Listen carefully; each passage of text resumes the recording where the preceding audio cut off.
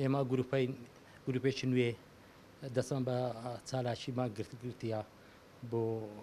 شکاندنی ئەو گۆشەگیریە سەرۆک ڕێبەری گەلی کورد سەرۆک عەبدوڵڵا ئۆجەلان بۆ فاشزمی دەوڵەتی تورک ئەگەر ئێوە لووتکەی شۆڕەشی کورد و کوردستان گەمارۆ دەدەن دەتانەوێ گۆشەگیری بەسەردا بچەپێنن بۆ ئەوەی گەلی کورد بێ ئیرادە و دەسەمۆ بکەن و بەسەریدا زاڵ بن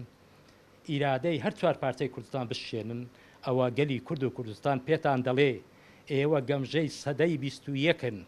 ئەوە 20 ساڵەی گۆشەگیری سەر ڕێبەری کورد و کوردستان سەرۆک عەبدوڵڵا ئۆجەلان لە دورگەی ئیمرالی